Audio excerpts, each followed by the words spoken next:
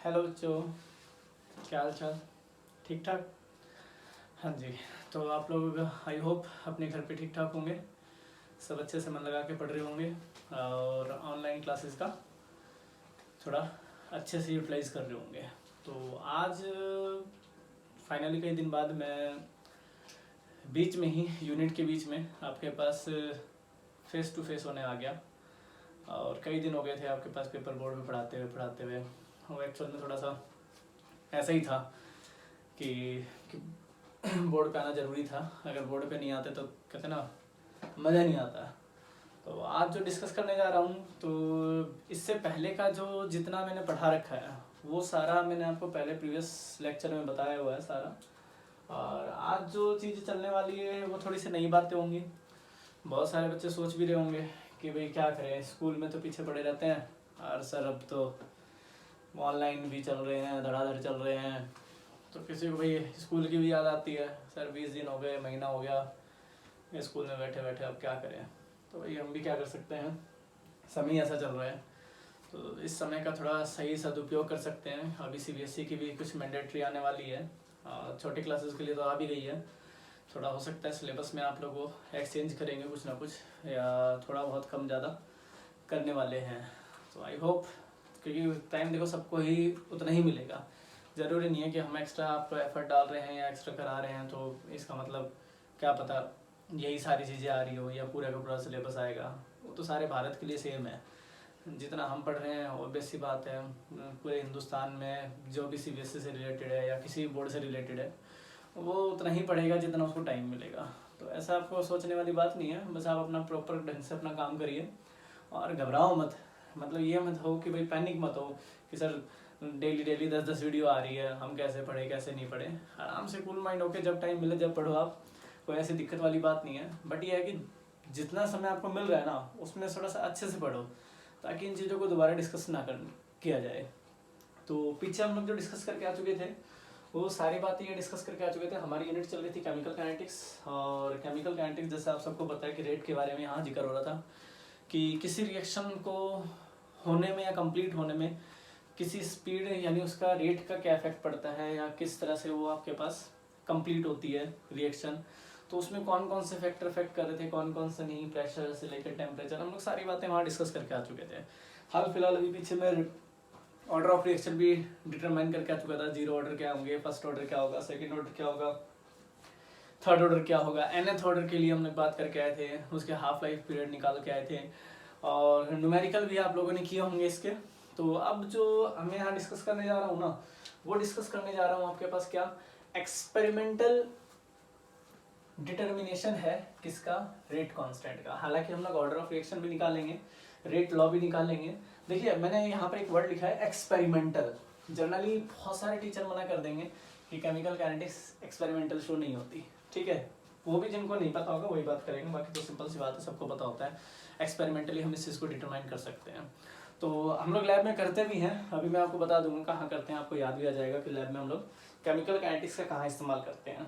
तो क्यों ज़रूरत पड़ी कि भाई हम लोग यहाँ पर बात करें ना इसकी एक्सपेरिमेंटल डिटर्मिनेशन की, रेट कांस्टेंट। रेट कांस्टेंट बोले तो के, जो आप लोग फर्स्ट ऑर्डर 0 ऑर्डर के लिए निकाल के आए। फर्स्ट ऑर्डर 0 ऑर्डर आपके पास, second order, third order, nth order तक के लिए हमने उसको डिटरमाइन किया।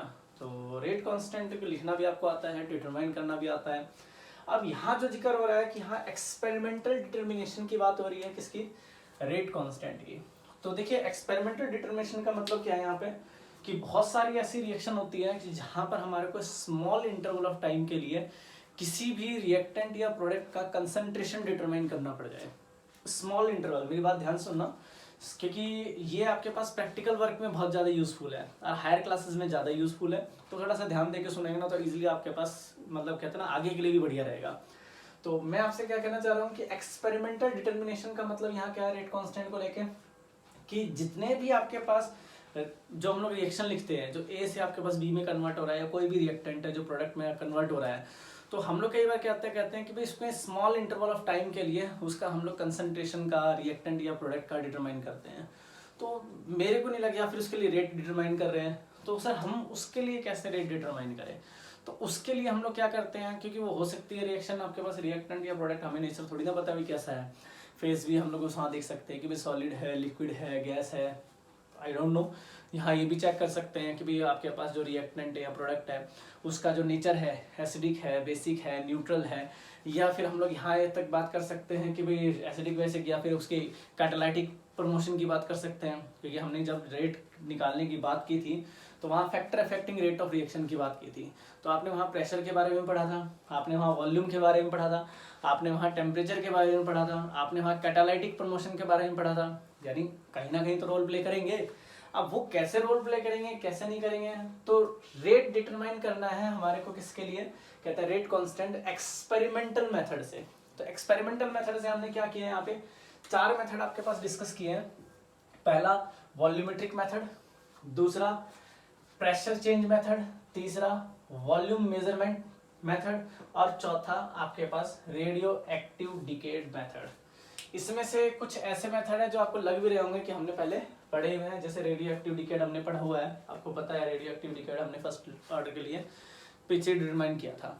अब यहाँ पर इनका कहाँ यूज है, कैसे करेंगे, कैसे नहीं करेंगे, तो उसके बारे में डिस्कस करते हैं कि सर अगर आप लोग रेट निकाल रहे हो स्मॉल इंटरवल ऑफ टाइम के लिए, स्मॉल इंटरवल ऑफ टाइम के लिए, बिल्कुल स्मॉल इंटरवल ऑफ टाइम के लिए, तो हमारे को वहाँ पर क्या करना पड़ता है, एक्सपेरिमेंट करना पड़ेगा। तो एक्सपेरिमेंट के लिए सबसे पहला मैं मेथड यूज करता हूँ, आपके पास वॉल्यूमेट्रिक मेथड यूज कर रहे हैं। अब वॉल्यूमेट्रिक मेथड क्या होता है, तो ये वॉल्यूमेट्रिक मेथड के लिए अगर मैं बात करूँ ना यहाँ पे, तो आपके पास क्या होगा कि यहाँ पर जो मेथड यूज हो रहा है, जो रिएक्टेंट का या प्रोडक्ट का या रिएक्टेंट का जो मिक्सचर मिलेगा उसका हमारे को क्या करना है, स्मॉल इंटरवल के लिए आपके पास क्या निकालना है, रेट निकालना है।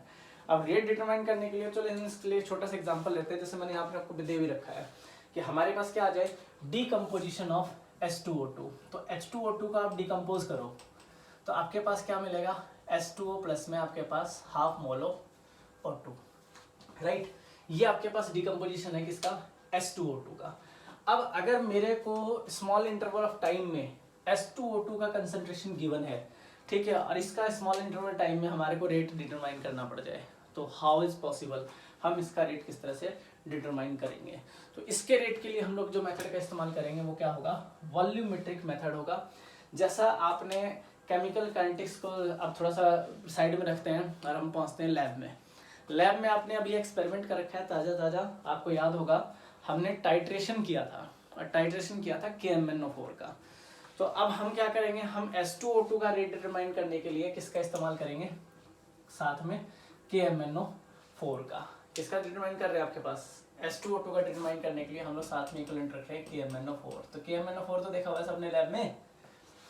अब हम इसका आपके पास क्या करेंगे, यूज करेंगे। तो ये आप सबको पता है कि अकॉर्डिंग टू आपके पास ऑर्डर ऑफ रिएक्शन की बात करोगे तो डिकम्पोजिशन ऑफ H2O2 आपके पास फर्स्ट ऑर्डर डिटरमाइन करती है, और फर्स्ट ऑर्डर में हमने इसका रेट लिख के भी आ चुके थे कि K इज इक्वल टू आपके पास 2.303 अपॉन में T log A/A minus x आप लोग यूज करके आ चुके थे। तो अब यहाँ पर अगर आपको डिटरमाइन करना पड़ जाए H2O2 का अकॉर्डिंग टू आपके पास KMnO4 small interval of time के लिए, तो सोचो आप क्या करोगे भाई। इसके लिए आप सोच सकते हो, तो आप सोच के बताओ मेरे पास क्या कर सकते हो इसके लिए। भाई इनिशियल कंसंट्रेशन आपने क्या रखी थी, आपके पास वही आप रख सकते हो भाई। T टाइम 0 के लिए अगर आपको याद हो तो इनिशियल कंसंट्रेशन आपने क्या रखी थी, A रखा था, और इसके लिए क्या कर दिया था, 0 कर दिया था। जबकि आपके पास आफ्टर टाइम T के लिए आपने क्या रखा था, तो हमने रखा था A माइनस एक्स, और इसके लिए क्या कर दिया आपने कि भाई ये x हो जाएगा और ये x हो जाएगा। याद है भाई, उसी चीज़ को तो हम लोग यूज़ करेंगे आपके पास। तो a माइनस एक्स और x आपके पास यूज़ कर रहे हैं, तो आपको पता है कि भाई अगर आप लोग इनको यूज़ कर रहे हो कि भाई एक टर्म्स के लिए आप a यूज़ कर रहे थे, एक टर्म्स के लिए इनके लिए प्रोडक्ट तो आपके पास कुछ बने, हम लोग उसके बाद में देखेंगे। अगर इनका टर्म्स यूज़ करते हो तो आपको पता है कि हम लोग अगर a0 के लिए बात करेंगे तो हम लोग इसको क्या रखेंगे v0, और इसको रख देंगे क्या vt। तो जो मॉडिफिकेशन आएगा मेरा, जो अगर हम लोग मॉडिफिकेशन करते हैं किसका, इसी का, तो जहां आप लोग क्या रख रहे थे A/A माइनस एक्स रख रहे थे ना, वहां आप लोग क्या रखोगे, आपके पास V अपॉन में VT रखोगे। ठीक है, तो V अपॉन में VT आपके पास क्या होगा, ये इनिशियल वॉल्यूम होगा और आफ्टर T टाइम बाद उसका वॉल्यूम। तो आपने जब लैब में एक्सपेरिमेंट किया था तो आपको याद होगा जब हम लोग वहाँ कंसंट्रेशन लेते थे KMnO4 का ऑक्जेलिक एसिड के साथ भी किया था आपने, KMnO4 का आपके पास मोर साल्ट के साथ भी किया था आपने। तो वहाँ पर आप लोग क्या करते थे कि कंसंट्रेशन स्मॉल अमाउंट लेते थे और पिपेट में आपके पास क्या होता था कि MnO4 होता था, ड्रॉप वाइज आप डालते थे स्मॉल इंटरवल ऑफ टाइम के लिए, याद है ना। और फिर वहाँ पर आपके पास पिंक कलर आता था। तो वो डाटा यहाँ का है, वो बस समझ में आ गई। और वो एक्सपेरिमेंट है भी यहाँ का, तो हम लोग यहाँ उन्हीं का इस्तेमाल करते हैं।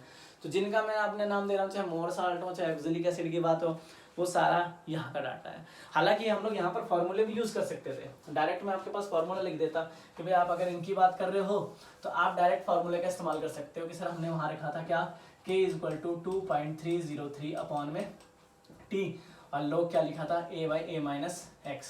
तो अगर मैं इसी को हटा के, क्योंकि A मेरे को रिप्रेजेंट कर रहा है वॉल्यूम, इनिशियल वॉल्यूम को, तो मैं क्या रख सकता हूँ V0, और इसको रख सकता हूँ VT।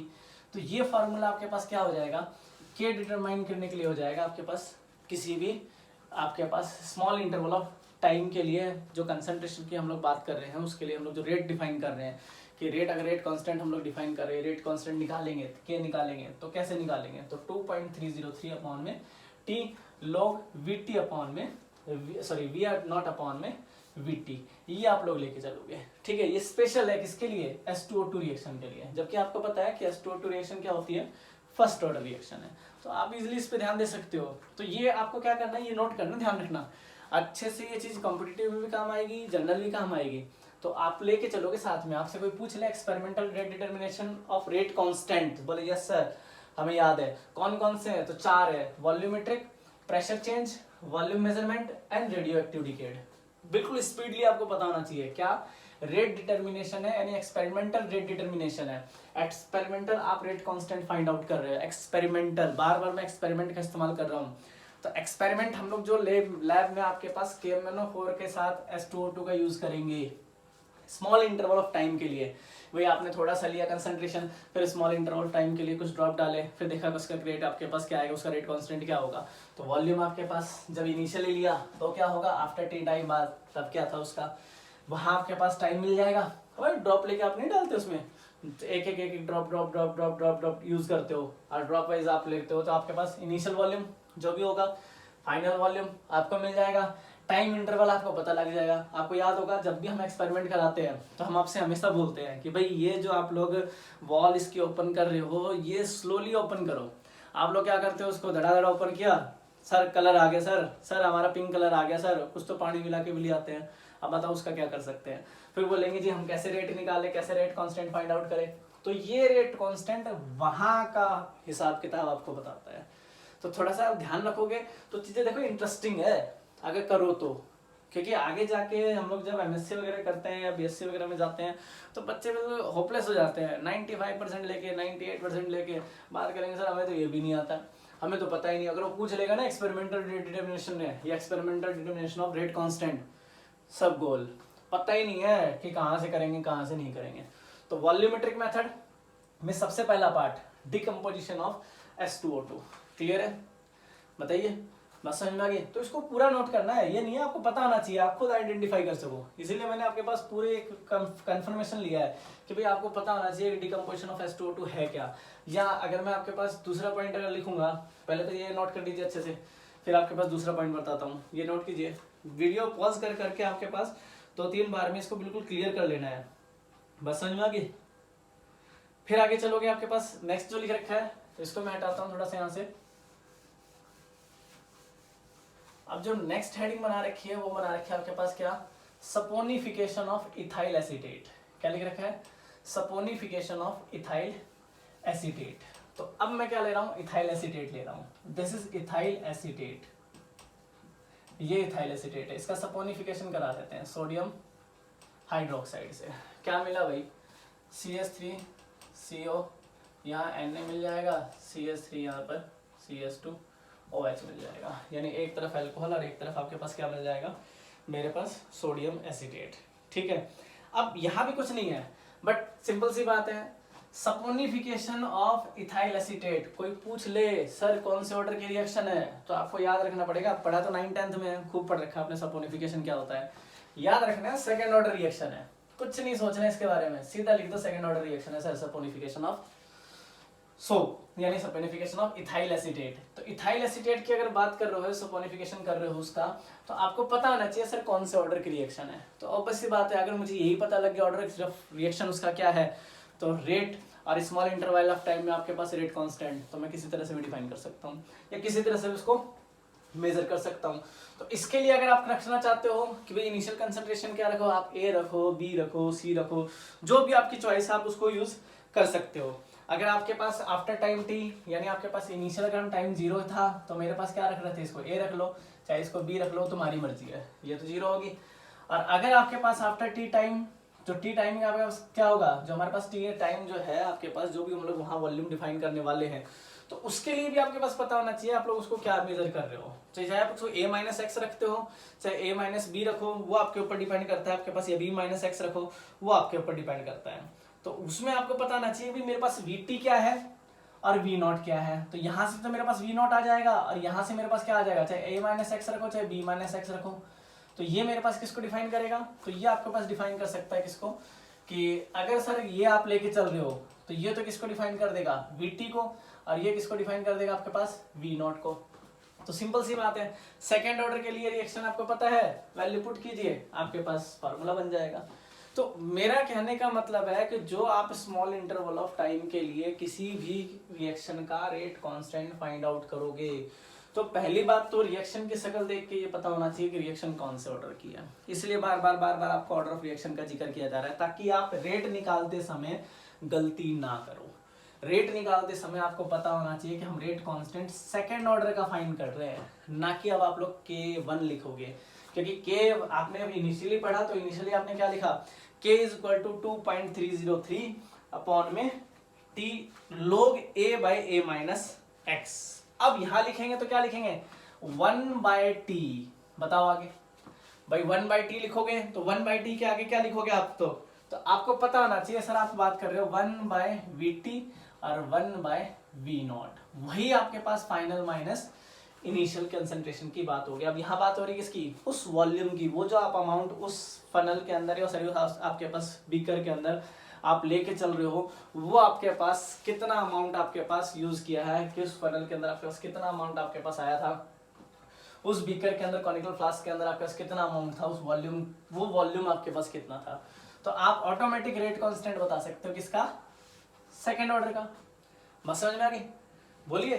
तो अगर आपको ये पता है तो आप ऑटोमेटिक किसी भी स्मॉल इंटरवल या किसी भी आपके पास स्मॉल इंटरवल टाइम के लिए रिएक्टेंट हो चाहे प्रोडक्ट हो, उसके कंसंट्रेशन का रेट कांस्टेंट आप कैसे भी डिफाइन कर सकते हो। तो मेरे कहने का मतलब मैं इसको एक्सपेरिमेंट से बार बार इसलिए जोड़ रहा हूँ ताकि आप कह सको किसी को कि हाँ सर हमने एक्सपेरिमेंट भी देखा है और मैथमेटिकल भी देखा है। हालांकि किताब में इसको कोई छेड़ता नहीं है, ज्यादा इस पे ध्यान भी नहीं देता, कह देते ठीक है कर लेना, क्योंकि इस पे ना सीबीएसई कभी क्वेश्चन देती नहीं है जनरली, आज देती भी है तो बहुत सारे ऐसे बच्चे हैं जो आज नहीं तो आगे भाई साइंस से छोड़ने वाले नहीं, कि कहते हैं भाई कहते हैं हम तो पीएमटी नहीं करेंगे, हम तो आईआईटी नहीं करेंगे, भाई मत करो, कोई फर्क नहीं पड़ता उससे, आगे बीएससी तो करोगे, वहाँ पूछ लेंगे, वो तो वहाँ भी पूछेंगे। तो ऐसा नहीं है कि भाई चीज नहीं आएगी, आगे आएगी तभी बताया जा रहा है आपसे। नेक्स्ट इन्होंने दे रखा है acid hydrolysis of ethyl acetate.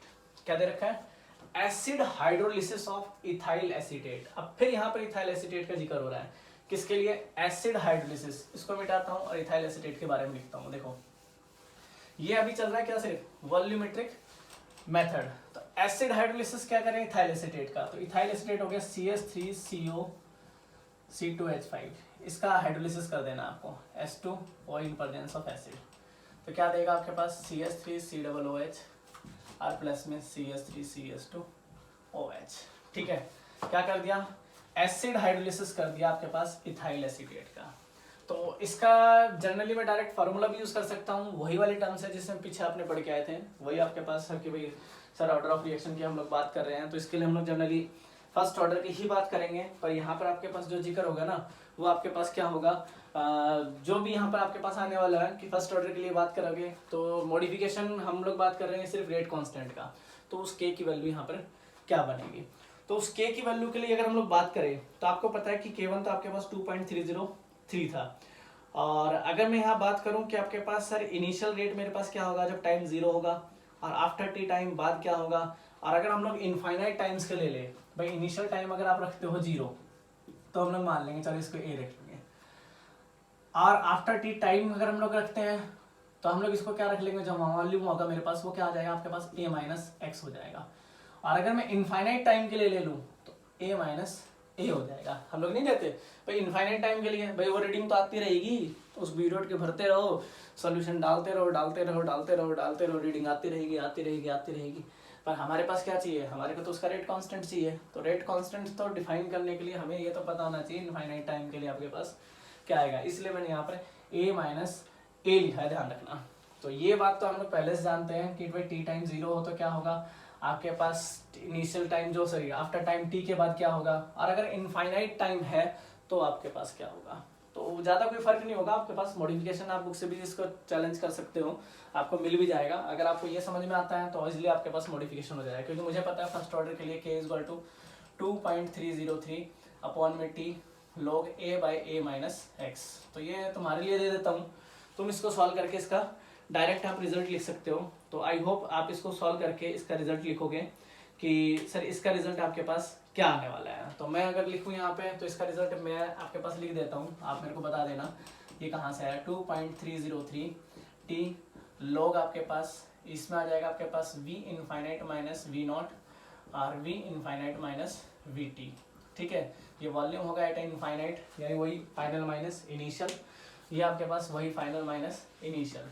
तो ये आपके पास फार्मूला बनेगा। ये सिर्फ किसके लिए स्पेशल है, किसके लिए कहता है कि आपके पास हाइड्रोलिसिस ऑफ किसका, आपके पास एस्टर का in presence of catalyst, hydrolysis of ester in presence of catalyst. तो ये वर्ड जो है ये आपको याद रखने हैं कि सर हमने कहाँ यूज किए थे। तो मैंने आपको वॉल्यूमेट्रिक एनालिसिस के बारे में बात की, तो हमने वहाँ 3 टर्म्स पढ़े। पहला टर्म्स हमने पढ़ा डिकम्पोजिशन ऑफ H2O2, दूसरा टर्म्स हमने पढ़ा क्या आपके पास कि सर आपके पास सपोनिफिकेशन था किसका, इथाइल एसीटेट का, और चौथा आपके पास तीसरा आपके पास क्या आया कि सर आपके पास हाइड्रोलिसिस है किसका, इथाइल एसीटेट का। तो ये तीनों टर्म्स आपको याद रखने हैं जो हम लोग वॉल्यूमेट्रिक मेथड के लिए इस्तेमाल कर रहे हैं, और आपको पता होना चाहिए कि हम लोग किस लिए इस्तेमाल कर रहे हैं, किस लिए उसका रेट लिख सकते हैं। तो जनरल आप सिर्फ फार्मूला भी याद रख सकते हो, मॉडिफिकेशन है, और मॉडिफिकेशन अगर हमें पता है कि ऑर्डर ऑफ रिएक्शन कौन सी है तो ऑब्वियस सी बात है के निकालते हुए हमें टाइम नहीं लगेगा। तो आई होप आप सबको क्लियर होगा, आप इसको प्रॉपर नोट्स बनाएंगे, प्रॉपर ढंग से इसको सुनेंगे, प्रॉपर ढंग से इसको करेंगे, कुछ नहीं तो एटलीस्ट रिजल्ट तो याद रखेंगे। आपके एक आधे न्यूमेरिकल जरूर मिलेंगे, हर बुक में दे रखे हैं, तो बहुत कम बच्चे हैं जो उसको करते हैं। आई होप आप लोग इसको करोगे। तो आगे अगर हम चलते हैं तो आपके पास देखो क्या आता है। नेक्स्ट आपके पास जो टर्म्स ले रहा हूँ वॉल्यूमेट्रिक मेथड के बाद, तो वॉल्यूमेट्रिक मेथड के बाद हम लोग जो टर्म्स मैंने नोट कर रखा है वो नोट कर रखा है प्रेशर चेंज मेथड का। तो प्रेशर चेंज मेथड आप लोग कहाँ पढ़ के आए थे। तो प्रेशर चेंज मेथड तो आप लोग जानते हो, मैंने पीछे से क्वेश्चंस भी किए हैं। हमने आपके पास कोई ए रिएक्टेंट लिया था, यानी आपके पास वहाँ पर कोई 20 सी उसका प्रोडक्ट मिल रहा था, ये सारे टर्म्स आपके पास गैसियस में थे, याद है, बोलिए। आप कोई भी टर्म्स ले सकते हो, आपको याद भी करा दूंगा अभी। तो इसका प्रेशर आपने लिया था इनिशियली, क्या लिया था, P0 लिया था, ठीक है, और ये क्या था 0 0। फिर आपने कहा था सर P0 में से कुछ रिड्यूस होगा, तो हमने उसको P रखा था, तो ये भी P था और ये भी P। तो हमने कहा कि आपके पास इनिशियल टाइम था जो आपके पास 0 था, तो आपके पास क्या था initial pressure P0। After time T आपके पास क्या हो गया, P में से कुछ घट गया, हमें नहीं पता कितना घटा क्या घटा, हमने तो P मान लिया। तो आपने कहा सर वहाँ टोटल प्रेशर आपके पास क्या होगा, तो आपने जब निकाला था तो P0 minus P plus P, तो P से P कैंसिल, तो ये PT आपके पास टोटल प्रेशर था जो डिफाइन करके आपके पास क्या आया था, ये आया था। और आपने जब यहाँ से P की वैल्यू निकाली थी तो PT माइनस क्या था आपके पास P0 था, ठीक है। ये आप लोग वहाँ से ये हम लोग वहाँ से डिस्कस करके आ चुके थे कि भाई अगर हम लोग इसको P निकाल लेते सीधा, तो आपके पास यहाँ से टोटल प्रेशर जब हम लोग यहाँ निकाल रहे थे तो आपको याद होगा इसी टर्म्स को हमने किसके साथ जोड़ा था, हमने इसको जब लिया था तो फर्स्ट ऑर्डर रिएक्शन के साथ जोड़ा था और कहा था आपके पास 2.303 अपॉन में T log A by A minus x. तो एक को कंसंट्रेशन क्या माना था, इनिशियल कंसंट्रेशन जैसे P0 माना था, और दूसरे को क्या लिखा था आपके पास A माइनस एक्स लिखा था। तो हमें A माइनस एक्स की वैल्यू चाहिए थी और आप लोग A माइनस एक्स की वैल्यू निकाल सकते थे। तो A माइनस एक्स की वैल्यू भी हम लोग लेके चले थे, जहाँ आपने डिफाइन किया था कि भाई अगर मैं इसको मॉडिफाई कर लूँ तो K इक्वल टू आपके पास 2.303 अपॉन में T log आपके पास क्या आया था, तो आपने कहा था P0 2p0 माइनस पी, ये हम लोग लेके चल रहे थे वहाँ पे, याद है, 2p0 माइनस पी। तो आप निकाल सकते हो, ऐसा कोई आपके पास कहते हैं ना इसमें रॉकेट साइंस नहीं है, आप इजीली इस चीज़ को फाइंड आउट कर सकते हो। तो ये हम लोग करके आ चुके हैं। आपने रिएक्शन भी अगर आपको आइडेंटिफाई कराऊँ तो आपने एक रिएक्शन की थी N2O5 है, इसके न्यूमेरिकल भी हमने किए थे। डिकम्पोज करते हैं तो 2 मोल्स ऑफ N2O4 और प्लस में 1 मोल्स ऑफ O2 ये मिलता है, जिसका आपने रखा था इनिशियल प्रेशर आपके पास क्या होगा, P0 होगा। तो इसके लिए हमने क्या रखा था, इसको 0 रखा था। फिर आफ्टर टी टाइम तो आपने कहा था कि सर P0 में से क्या रिड्यूस हो जाएगा, P, तो ये 2p0 रखा, P रखा था और ये P रखा था, आपको याद है। तो इससे भी हम लोग उसको आइडेंटिफाई कर सकते थे। तो ऐसे आपके पास काफ़ी रिएक्शंस मिलेंगे जहाँ पर आप लोग इनको आइडेंटिफाई कर सकते हो। जैसा कि मैंने आपके पास ये दे दिया, आपके पास एक मिलेगा आपके पास एसीटोन का डिकम्पोजिशन कर दो, किया, एसीटोन जो है, एसीटोन तो सुना होगा, ये एसीटोन है, इसका डिकम्पोजिशन कर दो तो कार्बन मोनोऑक्साइड प्लस में आपके पास, तो इन रिएक्शंस के लिए भी, ये भी आपके पास फर्स्ट ऑर्डर है, ये भी आपके पास फर्स्ट ऑर्डर है, तो इन रिएक्शंस के लिए भी हम लोग क्या रख सकते हैं, प्रेशर की टर्म्स में आप लोग इस्तेमाल कर सकते हो, प्रेशर चेंज मेथड। और प्रेशर चेंज मेथड में आपको याद होगा आपके पास एक टर्म्स और दे रखी है, कौन सी, कि वहाँ डिफाइन करें तो हमने उसका यूज़ किया था SO2Cl2 का, ठीक है। आपके पास क्या था, थाइनाइल क्लोराइड का डिकम्पोजिशन, हाँ थाइनाइल क्लोराइड का डिकम्पोजिशन कर दो, वो भी आपके पास एक टर्म्स था, किस मेथड के लिए, प्रेशर चेंज मेथड के लिए। तो ये मेथड सबसे ज़्यादा इंपॉर्टेंट है। और ये बता देता हूँ कि इस मेथड से CBSE एक क्वेश्चन जरूर देती है, तो आप करो तो इस मेथड से जरूर एक क्वेश्चन करना। NCERT में 2 क्वेश्चन मिलेंगे इसके, और आपके पास कॉम्पिटिटिव में भी 3-4 क्वेश्चन आ चुके हैं, वो मैं डिस्कस करूंगा जब इसमें कॉम्पिटिटिव में आऊँगा, तो मैं वहाँ बताऊंगा आपके पास कि कौन से क्वेश्चन आ चुके थे, कौन से क्वेश्चन नहीं आए थे। फिर आपके पास सेकंड थिंग इसमें आता है क्या, वॉल्यूम मेजरमेंट। अब वॉल्यूम मेजरमेंट मेथड जो है वो किसके लिए है, वो भी गैसेस सब्सटेंस के लिए है, जो आपके पास क्या हो रही हो, इवॉल्व हो रही हो, याद रहेगा, गैसेस सब्सटेंस के लिए वो आपके पास क्या हो रही हो, इवॉल्व हो रही हो। उसके लिए देखिए हम क्या लिखते हैं, तो आई होप इन चीज़ों का आप मेजर कर सकते हो, ठीक है। तो आगे देखिए,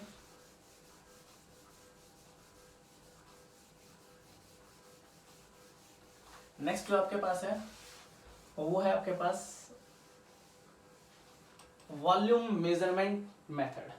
अब वॉल्यूम मेजरमेंट मेथड में आप क्या लेके चलोगे, तो हम लोग लेके चलते हैं यहाँ पे N2O5 को लेके चलते हैं, वही गैसेस फॉर्म में है, डिकम्पोज करेंगे तो यहाँ क्या मिलेगा आपके पास कि NO2 दिखा दो चाहे N2O4 दिखा दो, वो आपकी चॉइस होगी। अगर आप NO2 दिखाते हो तो आपके पास यहाँ पर ये कितना हो जाएगा, ये 4 मोल हो जाएगा, ये 1/2 ऑक्सीजन, ठीक है, यहाँ 2 मोल्स, ऐसे फाइंड आउट कर सकते हो, ठीक है। और अगर आपको इंडिविजुअल दिखाना हो तो इंडिविजुअल भी आप इसको बैलेंसिंग तो कैसे भी कर सकते हो, उसमें कोई दिक्कत वाली बात नहीं है। बट कंसंट्रेशन की बात आ रही है, आप सबको दिख रहा है कि भाई आपके पास कौन से ऑर्डर की रिएक्शन है, फर्स्ट ऑर्डर की रिएक्शन है, तो रेट कैसे लिखेंगे कैसे नहीं लिखेंगे, तो इनिशियल कंसंट्रेशन का आपको पता आना चाहिए। तो आपको पता है कि अगर टाइम 0 है तो इनिशियल कंसंट्रेशन हम लोग क्या लेके चलेंगे, A लेके चलेंगे। तो टाइम 0 है तो अगर आप A लेके चल रहे हो तो आपको पता है आफ्टर टी टाइम, भाई आपके पास आफ्टर टी टाइम आपके पास क्या हो सकता है, A-x। और अगर मैं यहाँ टाइम 0 है, यहाँ t है और यहाँ इनफाइनाइट है, तो A- क्या रख सकते हैं, वही A लेके चलेंगे। तो ये आपके पास क्या हो जाएगा, इसके लिए 0 इसको रखेंगे तो आपके पास फाइंड आउट कर सकते हो। तो आपके पास वैल्यू को फाइंड आउट करने में इतना मतलब दिक्कत नहीं होनी चाहिए। अगर आप इसको ऐसा रखना चाहते हो ना, सर इसको बैलेंस कर लेते हैं, पहले यहाँ 2 ही रख लेते हैं, अब ठीक है, ठीक है, तो ये 2 मोल रख लो, ठीक है, अब ठीक है, तो इतना रख लेते हैं। तो यहाँ अगर आप रखते हो तो सर ये A है, इनिशियल कंसंट्रेशन 0 A में से आफ्टर टी टाइम, तो आपको पता है कि A में से क्या घटेगा, A-x, तो इसको आप क्या रखोगे, x रखोगे, इसको x/2 रखोगे। और जबकि आप इनफाइनाइट टाइम के लिए लेके चल रहे हो तो वही आपके पास क्या रख दोगे, इसको A रखोगे और इसको क्या रख दोगे, A/2 रख दोगे। तो कोई फर्क नहीं पड़ेगा, आप लोग यहाँ से भी आप आइडेंटिफाई कर सकते हो किनको, कि सर अगर न्यूमेरिकल फाइंड आउट करना हो तो हम लोग किस तरह से इसको फाइंड आउट कर रहे हैं। तो अगर मैं डायरेक्ट रिजल्ट लिखना चाहूँ तो लिख सकता हूँ आपके पास, आप लोग इसको ऑब्जर्व कर लेना कि सर डायरेक्ट रिजल्ट आपके पास क्या आएंगे। तो डायरेक्ट रिजल्ट में कुछ ज़्यादा मॉडिफिकेशन नहीं है, आपको ये तो पता है कि फर्स्ट ऑर्डर रिएक्शन है 2.303 अपॉन में t log A/A-x, तो इसको सिर्फ चेंज करना है। तो इसको आप लोग चेंज कर सकते हो, इनफाइनाइट टाइम के लिए वॉल्यूम क्या होगा और इनिशियल टाइम के लिए वॉल्यूम क्या होगा। तो जो k है मेरे पास वो आपके पास 2.303 और t, ये आपके पास क्या हो जाएगा, log। अब यहाँ पर आप आइडेंटिफाई कर सकते हो कि मेरे पास ए क्या आएगा, तो ए आपको पता है कि भाई आपके पास वॉल्यूम है, अगर ये बैलेंस करके चलोगे तो मेरे पास क्या मिलेगा आपके पास, तो 2v0 और 2v0 माइनस वी टी। तो वॉल्यूम इनफाइनाइट के लिए क्या है, वॉल्यूम टी के लिए क्या है, टी टाइम के लिए क्या है, यानी वही आपके पास इनिशियल फाइनल सबको कंबाइन करके आप लोग क्या निकाल सकते हो, रेट कांस्टेंट डिफाइन कर सकते हो और रेट कांस्टेंट आप निकाल सकते हो कि रेट कांस्टेंट इसका ये होगा। ठीक है, तो मैंने आपको फिर बताया, बार बार मैं आपसे यही कह रहा हूँ कि आप रिजल्ट पे फोकस करोगे, इस मेथड पे फोकस करोगे ताकि आप उसको लिख सको, क्योंकि आपको याद होगा कि हमने बार बार इसी मेथड का जिक्र किया है। तो यहाँ मुझे पता लग जाएगा कि वॉल्यूम वी टी के लिए ले रहा हूँ, किसके लिए ले रहा हूँ, आपके पास वी नॉट के लिए ले रहा हूँ। तो मुझे पता लग गया कि भाई आपके पास यहाँ टाइम 0 था, यहाँ आपके पास वी टी वॉल्यूम के लिए बात कर रहे हैं, तो वी नॉट हो गया, ये आपके पास वी टी हो गया, और यह क्या हो जाएगा आपके पास वी इनफाइनाइट हो जाएगा। तो यहाँ आप लोग यूज कर सकते हो। तो वहाँ से जो रिजल्ट निकलेगा उस रिजल्ट को आइडेंटिफाई करके चलो। कोई पूछ ले तो सर एटलीस्ट पता तो है, बता तो सकते हो, बस समझ में आ गई। तो ये सिर्फ किसके लिए चल रहा है, एक्सपेरिमेंटल डिटर्मिनेशन है रेट कांस्टेंट के लिए, जो हम लोग के की वैल्यू निकाल रहे हैं। तो अब आप लास्ट जो आपके पास आता है वो क्या आता है, रेडियो एक्टिव डिकेड। तो रेडियो एक्टिव डिकेड तो देखो हमने पता नहीं कितनी बार पढ़ रखा है। तो रेडियो एक्टिव डिकेड में आपने क्या पढ़ा था, आपको याद होगा। तो अगर मैं इसके लिए डायरेक्ट रिजल्ट लिखूं तो आपने पढ़ा था कि n equal to N naught, ये आपके पास था n equal to N naught E raise to power lambda, और अपॉन में आपके पास क्या था बताइए। तो आप लोग इसको ना थोड़ा सोच के चला करो, सॉरी अपॉन में इनटू में क्या था आपके पास t। तो ये मेरे पास जो रिजल्ट था, हमने आपके पास रेडियो एक्टिव डिकेड के बारे में बात की थी, तो आपने कहा था वहां पर आर्टिफिशियल रेडियो एक्टिविटी के बारे में या रेडियो एक्टिव डिकेड के बारे में हाफ लाइफ निकाला था, जिसको आपने टो से या सॉरी एवरेज लाइफ निकाला था, जो आपके पास क्या था tau is equal to 1.44 into में टी हाफ था।